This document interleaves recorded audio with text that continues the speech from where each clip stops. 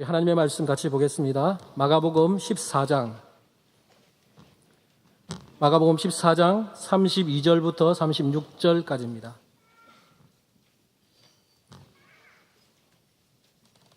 마가복음 14장 32절에서 36절까지 한 절씩 교독하고 마지막 절은 같이 읽겠습니다.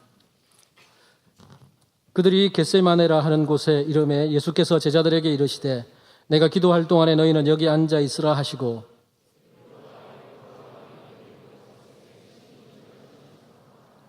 말씀하시되 내 마음이 심히 고민하여 죽게 되었으니 너희는 여기 머물러 깨어 있으라 하시고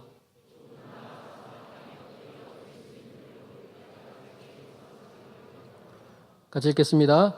이르시되 아빠 아버지여 아버지께는 모든 것이 가능하오니 이 잔을 내게서 옮기시옵소서. 그러나 나의 원대로 마시옵고 아버지의 원대로 하옵소서 하시고 아멘. 오늘 주일 이제 마지막 예배 시간인데요. 끝까지 승리하자 하는 의미로 우리 앞뒤 좌우로 끝까지 승리합시다. 한번 인사할까요? 예, 끝까지 승리하시기 바랍니다. 고난 주간을 앞두고 제가 오늘 말씀을 준비할 때 고난 주간과 관련돼서 예수님께서 당하신 그 고난 주간에 있었던 사건을 함께 생각하면서 특별히 예수님의 그 십자가에 대해서 한번 생각해 보기 원해서 오늘 이 본문을 함께 읽었습니다. 그리스도인들과 로마인들은 수많은 신화들을 남겼습니다. 그리고 수많은 영웅 이야기들도 남겼어요. 그리스 영웅 이야기들, 헬라의 또 많은 그 로마의 신화들이 굉장히 많이 우리에게 전해집니다. 그리스와 로마의 영웅들의 공통점이 있다면 하나같이 침착하고 초연한 모습으로 최후를 맞이하였다는 것입니다. 예를 들어서 우리가 잘 알고 있는 그 소크라테스라고 하는 사람은 독약으로 처형을 당할 때 아주 담대하게 명언 한마디를 남기고 죽었습니다. 그는 중마고우였던 크리톤이 탈옥하라 그렇게 말했을 때 국가의 법률이 지금 나를 향하여 죽으라고 명령하였다. 설사 국법이 옳지 않다 하더라도 이를 배신할 수 없다. 사는 것이 중요한 것이 아니라 잘 사는 것이 중요한 문제이다 라고 말하면서 사약을 들이켰다고 합니다. 이것이 후에 악법도 법이다라는 명언으로 알려지게 되었습니다. 좀 멋있는 죽음 같이 보이지 않습니까? 소크라테스의 이 멋진 죽음에 대한 소문이 퍼지자 수많은 제자들이 사방에서 구름대처럼 몰려들었다고 합니다. 반면에 유대의 영웅들의 최후의 모습을 보면 약간 색깔이 달랐습니다. 마카베오 1서 또는 2서 이런 책들에 보면 유대의 문헌들에 나오는 유대 영웅들의 모습들을 보면 그리스와 로마의 영웅들처럼 태연하거나 고상한 죽음은 아니었고 오히려 죽음 앞에서 정열적이고 대담무쌍한 모습을 보였습니다. 그들은 사지가 갈기갈기 찢기고 그렇게 큰 위협 앞에서도 절대로 굴하지 않고 하나님을 찬양하면서 죽었어요. 그리스나 로마의 영웅들과는 색깔이 약간 다르지만 어쨌든 유대의 영웅들의 죽음도 제법 강렬한 인상을 우리에게 안겨다 줍니다. 우리는 이 성경이나 또 여러 교회사 역사, 교회사 자료들을 통해서 이처럼 당당한 죽음으로 최후를 맞이하였던 수많은 믿음의 선배들을 만나볼 수 있습니다. 여러분 중에서도 관심이 많은 사람들은 이 교회사 책들을 좀 많이 읽고 했던 분들은 이 교회사에도 아주 유명한 많은 우리의 선배들이 소개됩니다. 이렇게 많은 선배들 중에서 몇 가지만 한번 제가 언급을 해보도록 하겠습니다. 먼저 구약시대의 우리의 믿음의 선배들이 어디에 많이 등장하느냐? 구약시대의 믿음의 선배들은 신약의 히브리서 11장, 그 믿음장이라고 하는 히브리서 11장의 구약의 믿음의 선배들을 소개시켜 줍니다. 히브리서 11장에 보면 아벨을 시작으로 노아, 에녹, 아브라함 이런 수많은 믿음의 선배들이 소개되고 있습니다. 히브리서 기자가 이 많은 믿음의 선배들을 조목조목 이야기를 하고 난 다음에 히브리서의 그 11장의 마지막 부분에 가서는 이 사람들이 믿음을 지키기 위해서 어떤 삶을 살았는지를 요약적으로 압축해서 쫙 우리에게 보여줍니다. 히브리서 11장 35절에 보면 이렇게 이야기합니다. 어떤 이들은 더 좋은 부활을 얻고자 하여 심한 고문을 받되 구차히 풀려나기를 원하지 않았다. 그렇게 말씀합니다. 사람을 고문대 위에 묶어놓고 때려서 죽이는 그 악형 앞에서도 구차하게 피하지 않고 당당하게 죽음을 맞이했다는 것입니다. 36절에서는 또 이렇게 이야기합니다. 또 어떤 이들은 조롱과 채찍질 뿐 아니라 결박과 옥에 갇히는 시련도 받았다. 그렇게 말하고 그 다음 절인 37절에서는 돌로 치는 것과 톱으로 켜는 것과 시험과 칼로 죽임을 당하고 양과 염소의 가죽을 입고 유리하며 궁핍과 환난과 학대를 받았다. 그렇게 언급을 하고 있습니다. 그 중에서 이사야라고 하는 선지자는 톱으로 켜임을 받아서 죽었다고 전해집니다. 그 외에도 수많은 믿음의 선지자들, 믿음의 선배들이 칼에 맞아 죽기도 하고 이처럼 돌에 맞아 죽기도 하고 여러 가지 방법으로 죽임을 당하게 되었습니다.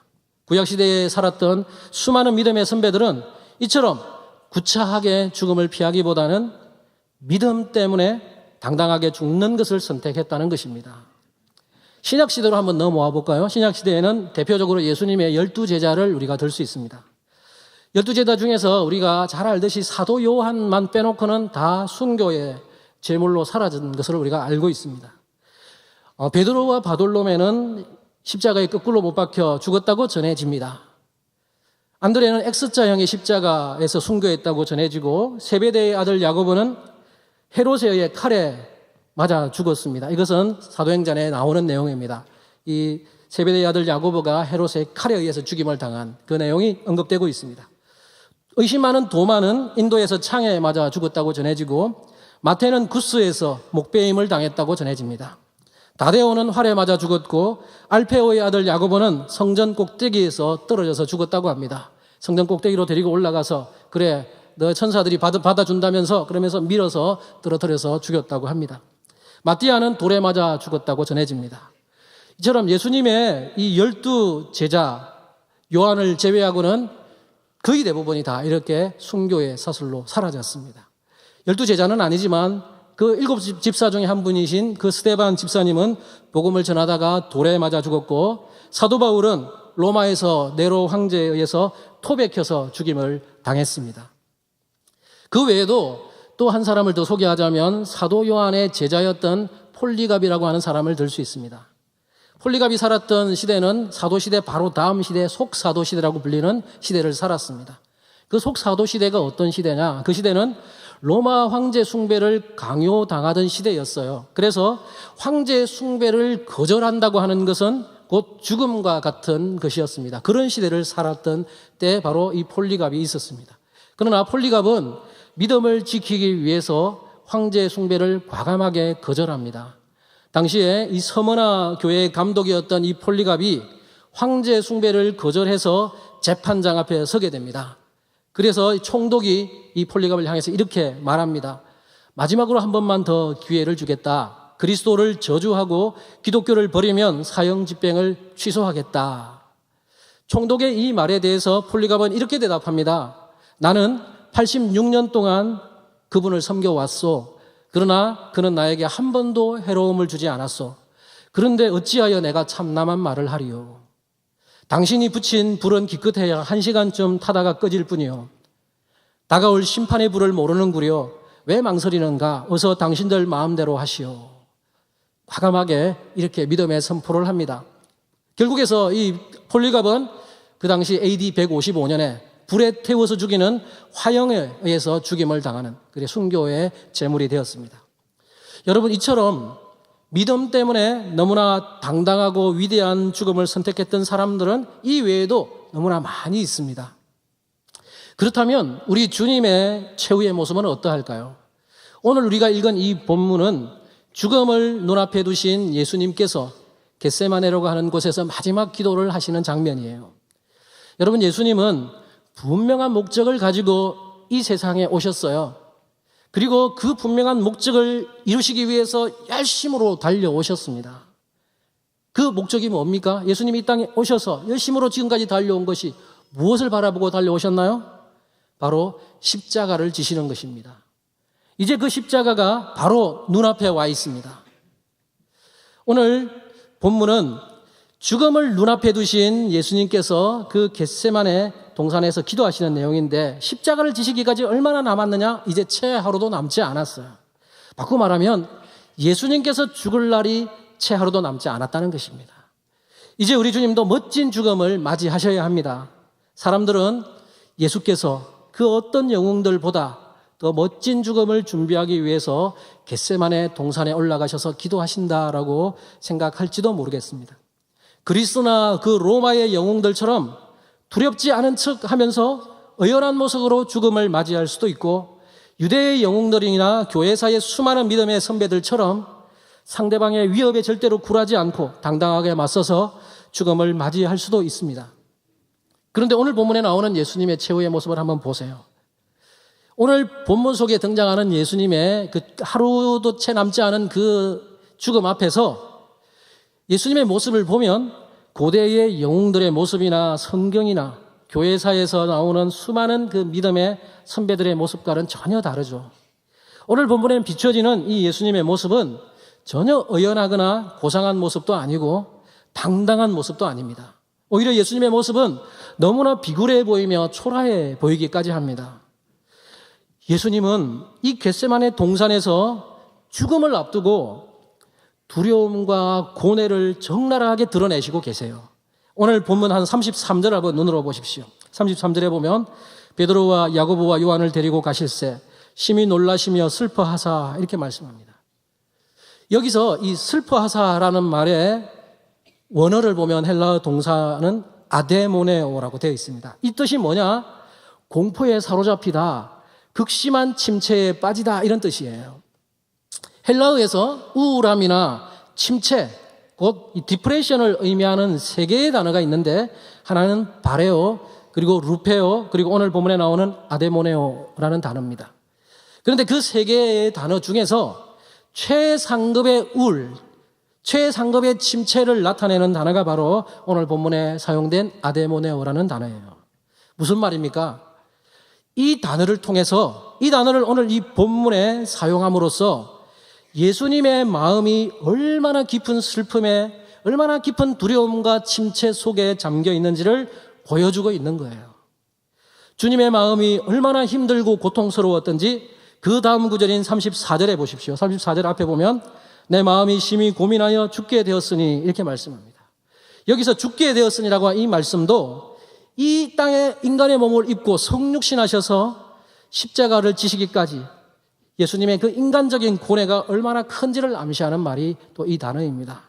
그뿐만이 아니죠. 예수님은 그 다음 35절부터 36절 앞부분에서 할 수만 있다면 이 십자가를 피하게 해달라고 간구합니다. 조금 나아가사 땅에 엎드려 될 수 있는 대로 이때가 자기에게서 지나가기를 구하여 이르시되 아빠 아버지여 모든 것이 아버지께는 모든 것이 가능하오니 이 잔을 내게서 옮기시옵소서.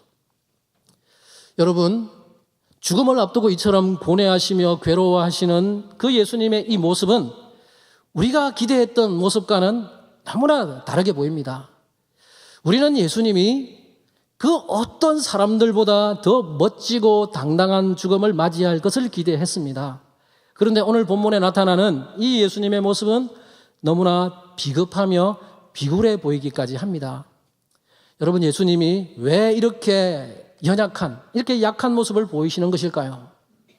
주님은 오직 십자가만이 구원을 이루는 참된 진리임을 아시고 그것이 십자가만이 구원의 유일한 길임을 아셨고 그 십자가의 길을 걸어가시기 위해 이 땅에 오셨잖아요. 하늘의 영광을 포기하시고 보잘것없는 그 인간의 몸을 입고 이 땅에 오신 것이 그 목적이 바로 이 십자가 때문이잖아요.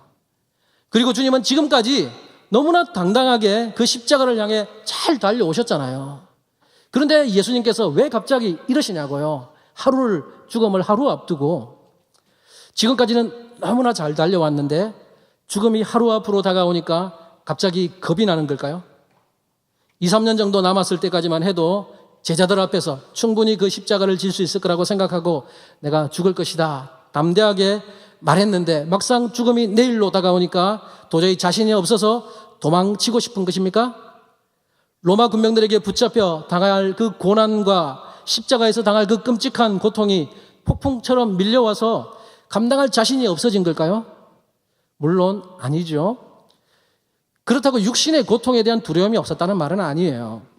실제로 십자가에서 당해야 되는 이 육신의 고통은 이루 말할 수 없는 고통입니다. 이 세상에 존재하는 수많은 사형 제도들, 사형법들 중에 가장 잔인하고 가장 고통스러운 방법 중에 하나가 바로 십자가 처형법이죠. 예수님은 인간의 몸을 입고 오셨기에 인성을 가지신 분이시기 때문에 이 세상에 육신을 입고 오신 인간으로 사셨어요. 그러니까 이 육신을 입고 자신이 당해야 되는 그 십자가 고통 생각하면 견딜 수 없는 공포, 두려움 밀려왔을 거예요. 그러나 예수님께서 이처럼 처절하게 기도하셨던 것은 단순히 십자가에서 당할 그 육신의 고통에 대한 두려움 때문이 아니라는 것입니다. 육신이 찢겨지는 고통은 예수님 옆에 달렸던 그 2명의 강도도 당했던 고통이에요. 그 외에도 십자가 처형을 당했던 수많은 사람들이 이런 육신의 고통을 당했습니다. 심지어 어떤 이들은 예수님의 아픔을 몸소 느끼겠다 그렇게 말하면서 실제로 채찍에 맞아 살점이 떨어져 나가는 체험을 하기도 합니다. 그리고 실제로 자신의 손과 자신의 발에 못을 박는 경험을 하는 그런 사람들도 있습니다. 앞서 언급했던 것처럼 구약과 신약을 살았던 수많은 믿음의 선배들과 그 많은 사람들은 돌에 맞고 칼에 맞고 톱에 켜이고 불에 태워지는 그런 여러 가지 방법에 의해서 육신의 고통을 경험했습니다. 그러나 그들은 비겁하게 피하지 않았어요. 비굴하게 구걸하지도 않았습니다. 너무나 당당하게 믿음으로 그 죽음을 선택했다는 것입니다. 만약에요, 예수님이 단순히 자신이 당할 육신의 그 고통 때문에 오늘 지금 십자가를 두고 이렇게 기도하고 있다면, 십자가를 그 육신의 고통 때문에 피하고 싶어 한다면 예수님의 기도에 대해서 우리는 상당히 실망했을 수도 있을 것입니다. 그러나 우리 주님께서 그토록 힘들어하신 진짜 이유는 따로 있다는 거예요. 그 진짜 이유에 비하면 예수님이 당하실 그 육신의 고통이나 죽음은 세 발의 피에 지나지 않는다는 것입니다. 그러면 그게 뭘까요? 그 육체적 고통과도 비교할 수 없는 그 고통이 무엇일까요? 그것은 바로 예수님께서 성부 하나님으로부터 외면당하고 버림받아야 하는 그 고통이에요. 여러분이 이것을 얼마나 이해하실지 모르겠습니다. 저는 예수님의 그 진짜 고통을 신성의 찢김이라는 말로 표현하기를 좋아합니다. 신성의 찢김이라는 말은 육신의 찢김과 대조시키기 위해서 제가 만들어낸 용어인데요. 신성의 찢김이란 이런 겁니다. 삼위 하나님이 계십니다. 성부, 성자, 성령 삼위 하나님이 계신데 그 삼위 하나님 중에 한 분이신 성자 예수님께서 그 삼위 하나님의 연합으로부터 찢겨져 나가는 것, 이것이 신성의 찢김이에요. 제가 이렇게 말해도 여러분이 아직까지 이것이 무슨 의미인지 잘 모르실 거예요. 왜냐하면 아마도 저와 여러분은 예수님께서 이 당하신 그 신성의 찢김이 얼마나 큰 고통인지 잘 이해를 못하는 이유는 우리의 경험으로 이해할 수 없는 그런 수준이기 때문이에요. 우리가 누군가의 아픔을 이해한다 이렇게 말할 때는요, 최소한 그 사람의 입장에서 상상이라도 할 수 있을 때 그것이 가능합니다. 예를 들어서 누군가 우리 주위의 사람이 불치병에 걸렸어요. 그러면 불치병에 걸려서 아파할 때 나는 불치병에 걸리지 않았어도 나도 언젠가 저런 병에 걸리면 얼마나 힘들까 그렇게 생각하면서 상대방의 마음을 이해합니다. 그래도 내가 직접 그 병에 걸리지 않으면 100% 다 이해할 수 없어요. 상대방의 입장을. 오늘 이렇게 처절하게 기도하시는 예수님의 마음을 이해하는 것도 마찬가지입니다. 저와 여러분들은 삼위 하나님, 성부, 성자, 성령 그 삼위 하나님의 존재 방식처럼 존재했던 적이 한 번도 없습니다. 앞으로도 없을 거예요. 그렇기 때문에 예수님이 성부 하나님으로부터 버림받는 그 고통이 얼마나 큰지 우리는 이해할 수 없다는 거예요. 우리가 삼위 하나님으로부터 버림받는 예수님의 그 아픔을 최선을 다해서 이해해 보려고 해도 인간의 수준을 넘어설 수는 없어요. 우리가 하나님에 대해서 이해할 수 있는 한계는 인간이 경험할 수 있는 그 범위 내에서 하나님을 이해할 수 있다는 겁니다. 그래도 최소한 인간의 수준에서라도 하나님의 마음을 한번 조금이라도 이해해 볼 수 있다면 감사한 일이죠. 저는 오늘 본문 속에 이 예수님의 마음을 어떻게 하면 이해해 볼까? 물론 하나님처럼 존재하지 못했기 때문에 저도 다 이해하지 못하지만 최소한 인간의 수준에서라도 한번 이해해 보자. 그러면서 제가 한번 생각해 봤어요. 저의 수준에서 이렇게나마 이해해 보려고 노력했습니다. 제게는 사랑하는 두 아들이 있습니다. 두 아들이 얼마나 사랑스러운지 제가 하루에 몇 번이고 만나면 우리 애들한테 사랑한다, 사랑한다 막 귀가 따갑도록 말을 합니다. 그냥 하는 말이 아니고 정말로 사랑스러워서요. 물론 이 두 아들이 잘못을 하면 따끔하게 매도 때립니다. 사랑스럽다고 해서 매를 안 때리는 거 아니에요. 잘못하면 매를 때려요. 그런데 두 아들에게 제가 매를 든다고 해서 두 아들에 대한 저의 사랑의 마음이 변한 것은 전혀 아니에요. 한 번은요, 제 둘째가 잘못을 했어요. 그래서 제가 매를 들고 겁을 주면서 매를 때리고 나중에 겁을 주면서 너 이제부터 아빠 아들 하지 마. 제가 그랬어요. 근데 둘째가 아빠 아들 하겠다고 얼마나 우는지 모르겠어요. 여러분, 제가 그 우는 모습을 보면서 제가 물론 그것도 진심으로 이야기한 거 아닌데 그렇게 우는 모습 보면서 아들이 얼마나 사랑스럽게 느껴지는지 제 눈에는 두 아들이 참 누가 말하는 것처럼 목숨과 바꾸어도 아깝지 않을 만큼 소중한 존재들이에요. 그래서 저는 저의 두 아들과 관계가 끊어진다는 것 상상할 수가 없어요. 상상도 해본 적이 없습니다. 이렇게 생각해 보면 오늘 본문 속에 예수님의 마음을 그나마 조금 이해할 수 있습니다. 그 성부 하나님으로부터 버림받는, 찢겨져 나가는 그 예수님의 고통을 조금 이런 식으로나마 제가 이해를 하려고 합니다. 그런데 그 삼위 하나님과의 관계는 저와 그 두 아들과의 관계로 다 설명할 수 없어요. 왜냐하면 저와 두 아들의 사랑은 불완전합니다. 언젠가는 이별을 해야 되는 불완전한 관계예요. 하지만 성부, 성자, 성령 하나님은 영원 전부터 영원까지 절대로 분리될 수 없는 계속해서 함께 공존하고 함께 사랑하고 함께 교제해야 되는 연합으로 뭉쳐진 완전한 관계입니다. 이런 삼위 하나님의 공존 방식인데 조금 있으면 성자 예수님께서 성부 하나님으로부터 버림을 받아서 그 완전한 관계가 깨어져야 한다는 거예요.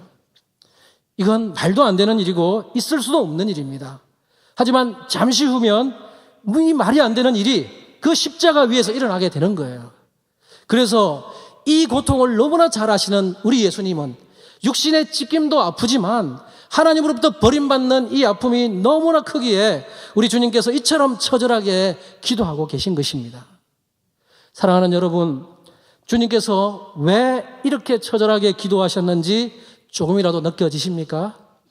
육신이 찢겨져 나가는 고통은 얼마든지 참아낼 수 있지만 삼위 하나님의 사랑에서 찢겨져 나가는 고통, 버림받는 그 고통, 하나님으로부터 외면당하는 그 고통을 도저히 참을 수 없어서 이렇게 처절하게 기도하고 계신 거예요. 여러분, 예수님께서 이런 처절한 기도를 통해서 저와 여러분에게 주시고자 하는 메시지가 무엇일까요? 그것은 저와 여러분으로 하여금 그리스도의 십자가의 참 의미가 무엇인지를 일깨워주기 원하신다는 것입니다. 예수 그리스도의 십자가, 이 십자가는 우리에게 두 가지 중요한 사실을 일깨워줍니다. 첫 번째는 저와 여러분을 향한 예수님의 사랑이 얼마나 큰지를 일깨워준다는 거예요. 예수님께서 육신이 찢기는 그 고통뿐만 아니라 성부 하나님으로부터 철저히 버림당하시는 그 신성의 찢김을 감수하면서까지 십자가를 지신 것은 바로 저와 여러분을 향한 그 사랑 때문이라는 거예요. 우리는 예수님의 이 기도를 통해서 그분의 사랑을 발견해야 합니다. 두 번째, 또 하나의 메시지는 저와 여러분이 얼마나 철저한 죄인인지를 일깨워 준다는 거예요. 예수님께서 36절에서 이렇게 기도하십니다. 36절 앞에 보면 아빠 아버지여, 아버지께는 모든 것이 가능하오니 이 잔을 내게서 옮기시옵소서. 이렇게 기도하셨어요.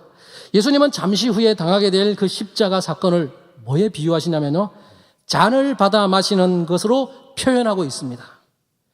여기서 잔이라고 하는 이 표현을 통해서 우리가 원래 얼마나 끔찍한 죄인이었는지를 일깨워주고 있다는 것입니다. 그렇다면 주님께서 받아 마셔야 하는 이 잔이 무엇입니까? 이 잔이 뭐예요? 그것은 인류의 모든 죄에 대한 하나님의 진노의 잔입니다. 그 진노의 잔은 원래 저와 여러분을 포함한 모든 인류가 받아 마셔야 하는 잔이에요. 그런데 예수님께서 모든 인류를 대신해서 이 잔을 받아 마신다는 것입니다. 그래서 이 잔이라는 것을 통해서 그렇게 보여주고 계신 거예요. 그러나 우리는 사실은 이 본문을 읽으면서 이 잔이 무엇인지 전혀 관심도 별로 안 두었고 우리가 알려고도 하지 않습니다. 왜 하나님의 진노의 잔을 받아 마셔야 하는지 그것도 모르고 살아왔어요. 또한 그것에 대해 심각하게 고민도 하지 않았고 관심조차 두지 않았습니다. 성경은 저와 여러분을 향해서 우리 모든 사람들을 향해서 죄인이라고 말합니다. 죄인이라고 인정하세요? 성경은 우리를 죄인이라고 말하지만 그 죄의 본질을 알기 위해서는 첫사람 아담이 범했던 죄의 본질로 거슬러 올라갈 필요가 있습니다. 아담의 죄의 본질이 무엇일까요? 아담은 어떤 죄를 범했어요? 아담의 죄가 어떤 죄입니까? 많은 사람들은 다양하게 이야기할 수 있어요. 어떤 사람들은 불순종이다. 어떤 사람은 욕심이었다. 탐욕이었다. 이렇게 말할 수 있을 겁니다. 물론 그 말이 틀린 말은 아니에요. 하지만 아담의 죄의 본질은 하나님을 향한 반역이라고 말할 수 있습니다. 하나님 되심을 인정하지 않는 것. 하나님께서 아담에게 이 세상 모든 만물을 다스리는 권세를 주셨어요. 하지만 아담은 그것으로 만족하지 못합니다. 하나님처럼 되고 싶은 마음이 있는 거예요. 하나님처럼 선과 악을 분별하고 싶고 하나님과 종속관계가 아니라 이 동등관계, 평등관계가 되고 싶은 마음이 아담에게 있었다는 것입니다. 이것이 바로 반역의 마음이에요. 여러분, 이러한 반역의 마음이 아담 한 사람만의 문제일까요? 그렇지 않습니다. 하나님을 향한 이 반역은 아담을 비롯해서 아담 이후의 모든 인류, 저와 여러분들도 바로 이 반역 죄인들이라는 것입니다. 그래서 우리도 하나님의 그 진노의 잔을 받아서 십자가에 다 매달려서 죽어야 되는 그런 자들이었다는 것입니다. 그러므로 아담 이후의 모든 인간들은 하나님의 이 반역죄에 대한 결과로서 진노의 잔을 받아야 되는 자들이에요. 그런데 예수님께서 그 잔을 대신 받아 마신다는 거예요. 그것을 통해서 우리의 죄가 얼마나 큰지를 우리에게 보여주고 있습니다. 여러분, 그런데 이 반역죄가, 아담에게서 온 이 반역죄가 예수 그리스도의 십자가로 연결되고 있다는 사실을 아십니까? 십자가형, 이 로마 시대에 행해졌던 이 십자가 처형은 로마 시대의 그 반역자들에게 주어진 형벌이었습니다. 넓게는 한 국가에서 정치적으로 반역죄를 범한 정치범들을 처벌하는 그 처형법이었고, 좁게는 한 가정에서 노예가 주인을 배반하고 도망갔을 때 그 노예에게 본보기를 보이기 위해서 잡히면 그 노예를 십자가에 매달았습니다. 그래서 끔찍한 형벌을 내렸다는 거예요. 여러분, 2010년도에 안방극장을 강타했던 드라마 중에 추노라고 하는 드라마가 있습니다. 여러분 아마 많이 보셨을 거예요. 그 추노라고 하는 드라마에서 추노꾼으로 나오는 이 장혁이라고 하는 인물이 노예 신분인 오지오를 악착같이 잡으러 다닙니다. 당시 포상금을 걸어놓고 추노꾼을 고용해서 도망간 노예들을 잡으려 했다 하는 것은 그만큼 도망간 노예에 대한 분노가 크다는 거예요. 용서할 수 없다는 거죠. 그런데 예수님 당시는 우리나라의 그 조선시대보다 훨씬 더 심했다고 할 수 있어요. 당시 노예가 주인을 반역해서 도망을 가면 안 잡히면 다행이지만 노예가 잡히면 모든 노예들의 본보기를 보이기 위해서 십자가에 매달아서 끔찍한 형벌로 죽였다는 것입니다. 십자가에서 손에 못을 박고 발에 못을 박는데 이것은 노예의 일하기 싫어하는 손과 노예의 도망간 발을 벌하는 의미가 있습니다. 이처럼 십자가형은 반역자들을 십자가에 매달아 놓고 공개 처형을 하는 사형제도예요. 이렇게 십자가에 매달려 있는 것을 직접 눈으로 보게 함으로써 반역죄가 얼마나 큰 것인지를 일깨워주는 것이죠. 그러므로 우리는 그리스도의 십자가를 묵상할 때마다 우리가 얼마나 철저한 죄인인지를 깨달아야 합니다. 십자가를 통해서 나의 죄를 볼 수 있는 자만이 참된 구원의 은혜를 누릴 수 있기 때문입니다. 이제부터 그리스도의 그 십자가를 생각할 때마다 내가 십자가에 못 박혀서 내가 반역죄인으로서 저 십자가에서 죽어야 하는데 내 대신 우리 예수님께서 반역죄인이 되셔서 못 박혀 돌아가셨구나 라는 사실을 깨닫고 주님 앞에 감사하는 삶을 살아가는 저와 여러분이 되시기를 간절히 바랍니다. 마지막으로 한 가지만 더 살펴보겠습니다. 예수님의 기도가 여기서 끝나버렸다면 별로 감동이 없을지 몰라요. 하지만 예수님의 기도가 위대한 이유는 여기서 한 걸음 더 나아가서 하나님의 뜻을 구하고 있기 때문이에요. 자, 36절 하반절에 보면 이렇게 말씀합니다. 그러나 나의 원대로 마시옵고 아버지의 원대로 하옵소서. 우리 주님은 진노의 잔을 피하고 싶은 간절한 그 소망이 있었어요. 그럼에도 불구하고 결국 자신의 뜻대로 고집하지 않고 하나님의 뜻을 위해서 자신의 욕구를 복종시켰습니다. 주님께서 왜 그렇게 하셨나요? 지금 당장의 욕구가 아무리 강력해도 하나님의 뜻을 저버릴 수 없기 때문이죠. 지금 예수님의 욕구는 그 잔을 피하는 거예요. 하나님으로부터 버림받기 싫은 겁니다. 그러면 피할 수는 있겠죠. 하지만 그렇게 되면 인류의 구원이라고 하는 하나님의 뜻이 물거품이 되고 맙니다. 그렇기 때문에 예수님은 자신의 지금 현재의 어떤 자신의 욕구보다 하나님의 뜻을 이루기 위해서 자신의 욕구를 포기하고 하나님의 뜻에 순종하신 것입니다.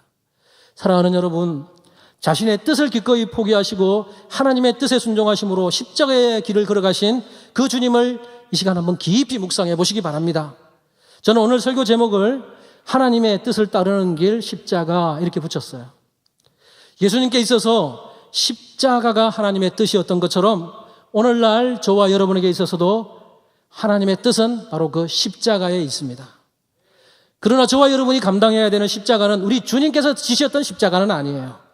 우리 주님이 지셔야 되는 십자가는 그걸로 만족합니다. 우리 주님께서만 그걸 지셔야 돼요. 우리는 그것을 감당할 수도 없어요. 주님은 그 십자가를 다 지시고 자신의 사명을 감당하셨어요. 이제 우리는 우리 각자에게 주어진 십자가를 져야 됩니다. 예수님은 누구든지 나를 따라오려거든 자기를 부인하고 자기 십자가를 지고 나를 따를 것이니라 이렇게 말씀하셨습니다. 주님의 이 말씀처럼 우리 각자는 자기 십자가를 지고 주님을 따라야 된다는 것입니다. 여러분, 여러분의 십자가가 뭡니까? 여러분의 십자가가 무엇인지 한번 묵상해 보십시오. 점검해 보십시오. 여러분이 정말로 원하는 욕구가 있을 거예요. 좋은 직장을 구하는 거 좋습니다. 회사에서 승진하고 싶죠? 시험에 합격하고 싶어요. 돈을 많이 버는 것, 이런 여러 가지 욕구가 있을 것입니다. 그 욕구가 나를 향해서 강력하게 압박합니다. 그것을 이루어라. 돈 많이 버는 거 좋잖아. 승진해야지. 시험에 합격해야지. 그 욕구가 나의 마음을 강하게 압박하면서 무슨 수를 써서라도 그 욕구를 이루라고 부추길 때 그것이 하나님의 뜻에 맞는지를 점검하시면서 겸손히 하나님의 뜻을 구해야 된다는 거예요. 십자가를 지는 삶이라고 하는 것은 나의 욕구대로 사는 삶이 아니라 하나님의 뜻을 위해서 나의 욕구를 포기하는 삶이에요. 그것이 십자가의 길을 따라가는 삶이라는 것입니다. 말씀을 마무리하겠습니다. 설교 준비를 하면서 오늘 문득 제가 이 하나님의 뜻을 잘 따랐던 사람이 누굴까 한번 잘 생각해 보면서 묵상해 봤는데 제가 어떤 이 페이스북에서 어떤 한 글을 읽은 적이 있어요. 그 글에서 만난 한 할아버지, 79세의 할아버지 생각이 났습니다. 그래서 예수님의 이 삶, 하나님의 뜻을 따르기 위해서 자신의 것을 기꺼이 포기하고 하나님의 뜻에 모든 것을 맡겨드렸던 그분의 삶, 그것을 한번 나누고 싶은 마음이 있었습니다. 그분은 북한 사역을 하시는 한 선교사님의 간증 칼럼에 소개된 79세의 북한 할아버지세요. 이 시간 저는 그 자신의 욕구가 아니라 하나님의 뜻을 따라 살았던 그 할아버지의 삶을 잠시 좀 소개해드리겠습니다. 북한 사역을 하시는 한 선교사님이 계세요. 아마 여러분도 이름만 되면 유명하게 아시는 분일 텐데 북한 사역을 하시면서 비밀리에 탈북을 도와주는 선교사님입니다. 목사님이시기도 하시고 이 선교사님께서 어느 날 탈북을 간절히 소망하는 79세의 북한 할아버지를 만나게 됩니다. 이 선교사님이 그 할아버지를 만났을 때 할아버지에게 물었어요. 할아버지, 왜 북한에서 나오려고 하세요? 이렇게 물었을 때 할아버지가 이렇게 대답합니다. 찬송이나 마음 놓고 한번 불러보고 싶어서. 이렇게 대답해요. 거창한 이유가 아니고 찬송 한번 불러보고 싶다는 소박한 이유 때문에 한국으로 오고 싶어하는 그 할아버지였습니다. 선교사님은 찬송이라도 마음 놓고 한번 불러보고 싶어서 탈북하고 싶다는 이 할아버지를 돕고 싶어서 머릿속으로 복잡한 계산을 합니다. 이 할아버지를 탈북시키는데 얼마나 비용이 들어갈까? 그래서 비용 계산을 했고 할아버지를 향해서 도와드리겠습니다. 이렇게 말했어요. 저 같으면요, 할렐루야 이렇게 외치면서 기뻐하면서 가능하면 빨리 좀 탈북시켜 달라고 부탁했을 것 같아요. 그랬을 겁니다. 왜냐하면 그것이 마음속에 그렇게 품고 있던 간절한 욕구이고 간절한 소망이기 때문이에요. 그런데 이 할아버지는 그렇게 말하지 않았습니다. 할아버지가 선교사님을 향해서 이렇게 말합니다. 그래도 결정하기 전에 하나님께 물어보아야 하면서 말꼬리를 흐리면서 일어나서 울타리 밖으로 나가셨어요. 그리고 한 10분쯤 후에 다시 돌아오셨어요. 그런데 10분 후에 다시 기도를 하고 돌아오시는 그 할아버지의 얼굴에는 눈물이 주르르 흘러내리고 있었습니다. 그리고 와서 선교사님께 이렇게 말합니다. 내가 하나님께 물었소이다. 저 미국에서 온 이 목사가 우리를 돕겠다는데 따라갈까요? 라고요. 그런데 하나님은 내가 능력이 없어서 너희들을 북조선에 남겨두는지 아느냐라고 하시는군요. 그리고 계속해서 말을 잇습니다. 목사님, 매 맞는 것도 하나님의 뜻이랍니다. 굶는 것도 하나님의 목적이랍니다. 혹시 기회가 주어지면 남조선으로 가서 찬송이라도 실컷 부르고 하나님의 집에 가고자 했는데 이 땅에 남는 것도 하나님의 뜻이라시니 이렇게 말하면서 말꼬리를 흐렸어요. 이 말을 들은 선교사님께서 지금도 늦지 않았으니까 빨리 서울로 갑시다. 그렇게 더 한번 권했습니다. 그러자 이 할아버지는 선교사님을 향해서 이렇게 대답합니다. 나도 아오. 자유가 무엇인지를 예배당 종도 쳐봤고 성가대도 주일학교 교사도 해봤지요. 하지만 이 자리에 머무는 것이 하나님의 뜻이라고 하시니 자유보다 하나님의 말씀을 들어야 하지 않겠소? 암내다. 나도 암내다. 자유라는 게 좋은 게지. 마음 놓고 성경 읽고 찬송하고 새벽기도 나가고 헌금할 수 있고.